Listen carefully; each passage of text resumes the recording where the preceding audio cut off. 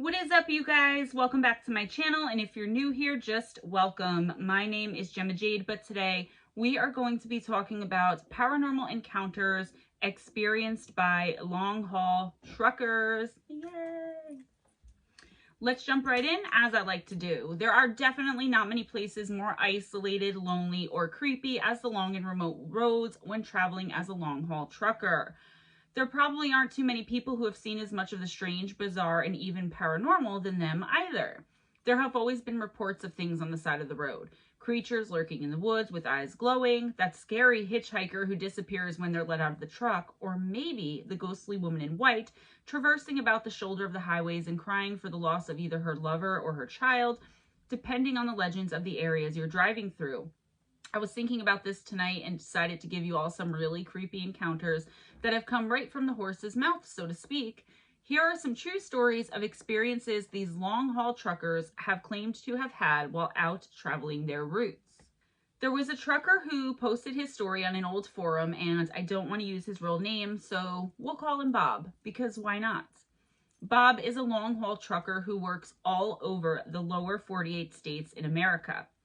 On a chilly evening of June 2011, he was driving down a dark road near Palestine, Arkansas, coming from Detroit, Michigan, and heading to Houston, Texas.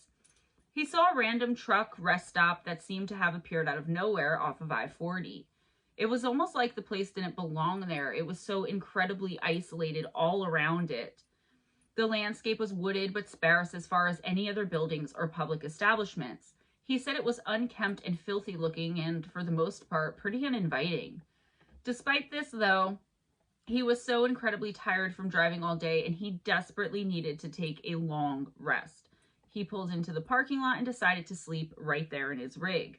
Before he called it a night, though, he went inside the place and got some food, and when he returned to the truck, he put the radio on, ate his meal, and then closed his eyes and started to drift off.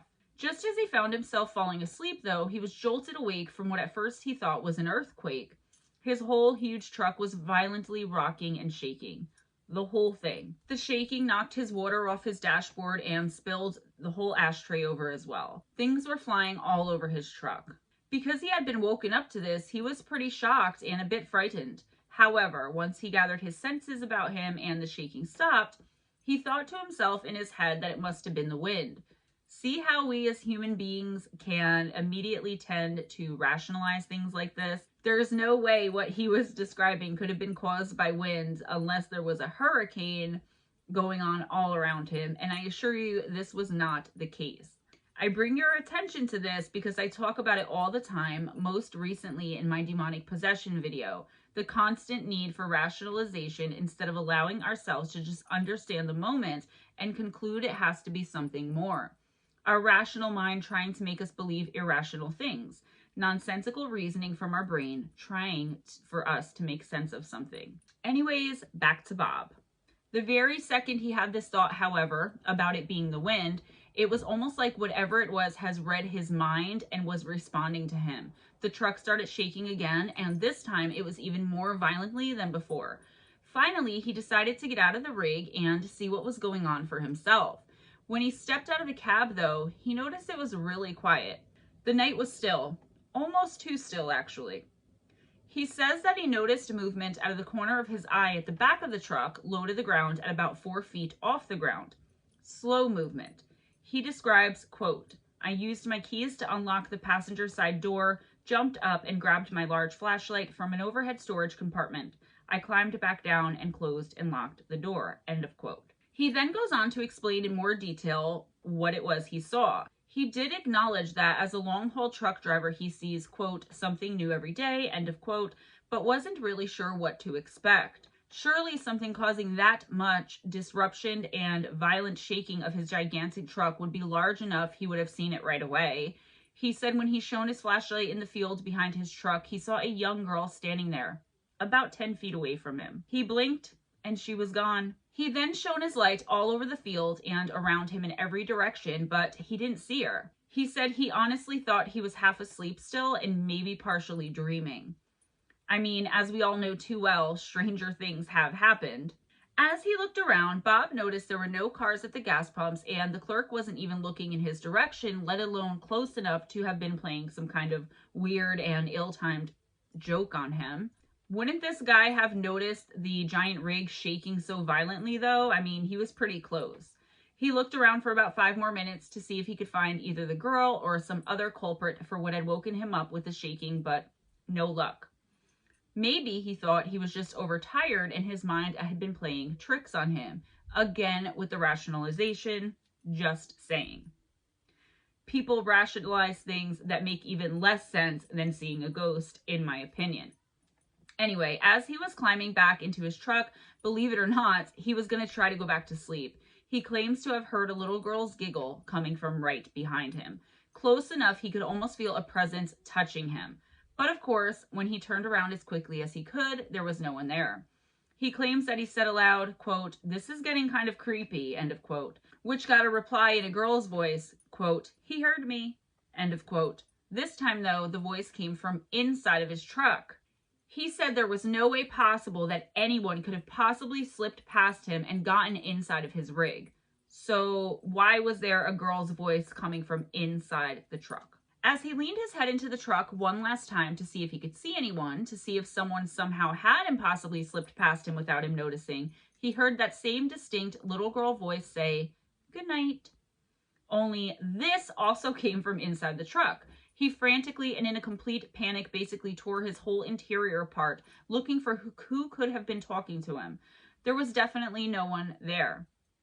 He said he quickly got himself into the truck and locked up all the doors. He was downright scared at this point. He said of what happened next, quote, "I turned the key and heard my truck's motor rumble to life, along with the familiar annoying buzzing that was my air pressure gauge telling me that I didn't have enough air to release the brakes. I took a furtive glance out the window, and there she stood, still as a tree, looking up at me and smiling. I didn't want to get any closer to the window until I was ready to get my truck moving. This was wrong, and I didn't want any part of this. That girl wasn't human. At least not anymore, she wasn't. It was almost as if she was something so inhuman that would take the form of a human. It's hard for me to explain, and I feel sick just thinking about it. I heard the siren shut off and hit the valves to supply air to my brake system. As the system began to air up, the siren came on again." End of quote. As he sped as fast as he could out of that parking lot, he made the mistake of glancing in his rearview mirror. Of course, there she was, the eerie ghost girl in all of her glory, a sickening grin on her face as she waved a slow wave goodbye to him, seeming to look right into his eyes as though she knew he had looked back to see if she was there. This isn't where Bob's encounter ends, though. He drove for about 45 minutes, probably breaking speed limits the entire way by his own admission. He eventually calmed himself down enough and felt he was far enough away from what he had just experienced and decided to pull into another, more well-lit and much cleaner-looking rest stop. He still needed sleep after all, now more than ever, really. He said he felt like he had just been through some sort of really harrowing and extreme ordeal. In a way, I guess he had been too. He remembered that at the last truck stop, the one where he had encountered the ghost girl or whatever it was, he had brought a postcard that had a picture of the state of Arkansas on it and a new knife. He hadn't taken the knife out of the box and had put the postcard away in a drawer for safekeeping. When he looked over to his nightstand, however, the knife was stuck into the postcard right in the area where he had just been at that rest stop where he encountered the ghost girl. He claims the blade was really driven deep in there too, leaving a deep cut in his wooden nightstand. He finishes his tale with, quote, "It took me several minutes just to work the knife loose enough to withdraw it from the nightstand. Thankfully, when I turned the postcard over, no messages had been left for me. I threw that postcard away and tossed the knife into a dumpster. To this day, I don't know what I saw." End of quote. So let's talk about this for a minute. What in the world do you all think that this could have been? I have my ideas, and of course, I'll share them here, but let me know if you agree or disagree or think something else altogether. I think it could have definitely been a ghost, a lost spirit who died suddenly somehow in the area and hung around, as we know spirits sometimes do. I wish he would have thought to investigate. Like, was there a girl murdered at some point in that area who fit this girl's profile? I mean, who knows? Maybe he did think about it, but was too afraid or for some other unknown reason decided not to seek out answers. I guess because I've been dealing with these things my entire life and am so used to it, it always blows my mind when someone is able to just let these things go. Don't get me wrong, I let a lot of it go every single day of my life, but if I had only had one experience or even just a handful, I think I would really want to know. I know many of you are psychic in some way, but for those of you who don't see spirit regularly or have never had an encounter, if this happened to you, would you be able to just dismiss it and drive off? Go right on living your life like that? I guess it's more common than I realize, that comfort in not ever knowing. But I digress. There is another reported paranormal trucker encounter from a user on a forum dedicated completely to truckers and these types of encounters. I won't name his name, and the post has since been taken down. This guy was on a trucking mission known as a, quote, meet and turn, which is when one person hauls the cargo halfway to the final destination and meets up with another trucker who loads it up into his truck and takes it the rest of the way. So he had done this many times before, and it was a regular part of his job. He says he arrived at 3 in the morning, an hour early, and had to sit in his truck in what he described as a, quote, dark, empty lot, end of quote, until the other guy got there. Already, this is pretty creepy. There was no one else in sight, let alone in the lot with him. No people out at this hour, no businesses around anywhere the eye could see, at least not a single other vehicle at all in the parking lot. He was completely and totally alone and isolated in his truck. He decided, quite logically, to kill time until the other guy got there by taking a nap. It makes perfect sense at 3 a.m. after driving what was probably all day. But, like our buddy Bob in the last story, his rest didn't go quite as planned, and he was rudely interrupted as well. He claims that about 10 minutes into his nap, he was woken up by the sudden barking of what sounded like a large dog. He tried to ignore it and stay asleep, but he couldn't because he realized the bark was becoming louder and louder as the seconds ticked by, and he knew the dog was getting closer and closer. For some reason he couldn't explain, he said he felt like this dog was trying to alert him of something, and that's why the bark had been so loud and persistent. This didn't make much sense to him at the time, but he describes it as what he somehow, quote, just knew. He finally looked out of his window and was shocked and aghast at what he saw there. A grown man stood right outside the glass of his driver's side window. He was about 35 years of age and standing completely motionless, eyes glazed over and mouth hanging half open with something that looked like foam coming from his mouth. He was eerily and unnaturally still and motionless. This guy was huge, though, the trucker recounting the story remembered. He describes the rest of his experience like this, quote, the sheer creepiness struck me, and gently, without making any sudden movements, I reached down and started my truck and slowly started pulling away. As I was doing so, he was chasing after me, much like you would expect an angry dog, and still barking as I kept pulling away. Needless to say, I don't take naps on the job anymore, end quote. The next encounter we are going to be talking about today is somewhat similar to the one we just discussed. It took place while the person was driving from Albuquerque to Socorro, New Mexico. This ride is about 78 miles long. As he was driving down a lonely stretch of road, something suddenly caught his eye on the side of the road. He slowed down to look and saw some kind of very tall figure just lurking around. At first glance, he said he thought it was just some man walking along, but then he said he realized that, quote, nothing about the guy seemed natural, end of quote. He described the man as lanky and wearing a gray suit. He also said his movements were, quote, odd. He stated, quote, his face had a mask on or something. For half a second, I closed my eyes and then noticed he was looking at me. The headlight of the truck was blinding him, and he still was looking at me, not the truck. It really was creepy. Thankfully, he was just standing there, and he didn't actually do anything out of the ordinary. It's definitely one of my spookiest road stories to tell. It's really hard to say, end quote. Were these last two men dealing with ghosts of some sort? Was it paranormal in nature at all? It's really hard to say. I mean, these two could have encountered just some weirdos out and about at night. It does happen. And I don't mean weirdos like our tribe either. Someone barking and foaming at the mouth, glaring at you from directly outside your window, or some lone man in a suit on the side of the road wearing a mask. I mean, I don't know. Either way, they are creepy as hell to me. I have another encounter I want to recount for you guys in this video before we get to the last one, and there will be plenty more if you all want there to be as well, so be sure and let me know in the comments. Moving on. This was also written and recounted in a forum solely for truckers to come in and share their experiences. This witness says he was driving to work at 3:30 in the morning on a stretch of isolated and dark back road in Mississippi, right on the Louisiana border. The road had no lines and it was raining a little bit, so the road was also quite slick. He was only doing about 35 miles an hour. He claimed the road was, quote, dangerous enough in the daytime under normal conditions, end quote. He claims he was driving along and completely out of nowhere, a jet black horse leapt from out of the woods on the side of the road and landed on a side trail that led from the road back into the woods. He also claims that atop the horse there was a rider, complete with a hooded black cloak and everything. He described the horse as moving at full speed and even remembered how the rider's cloak was whipping around in the wind. He then explains, quote, "They must have ran for a quarter mile or so and then darted off down another side trail and disappeared into the darkness. A buddy was riding with me and I looked over at him and he looked over at me and we both said something along the lines of, 'Did you effing see that?' End of quote." And here's our last encounter for this particular video, though I have a feeling I can make a fairly long, if not never-ending series on these accounts and encounters. Anyways, this person says he was driving along. Same thing here. He was on some lonely stretch of highway at night in the middle of the night with not much lighting and nobody else around driving anywhere. It's best I just quote this one. It's short.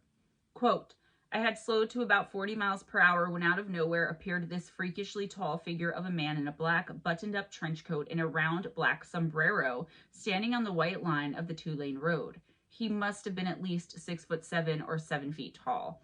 My partner and I watched and he didn't even flinch as the rig passed by. I swear the side mirrors must have missed his head by only a couple of inches. My partner and I looked at each other with our eyes wide open and screamed, 'Did you see that? What the F was that?' I swear our skin crawled and we were both in kind of shock. I couldn't stop thinking about it for a couple of days." End quote. A couple of days? Okay. Who just forgets a dude in a sombrero on the side of the road? Were these paranormal? Not so sure. I know Bob's encounter definitely was, in my opinion, but they are creepy and they very well could have been. So what do you all think of the last two? A deathly rider, one of the 4 horsemen of the apocalypse, a demon, an angel of death, something extraterrestrial? Let me know what you all think in the comments below, please, because I'm really interested to see what you all have to say.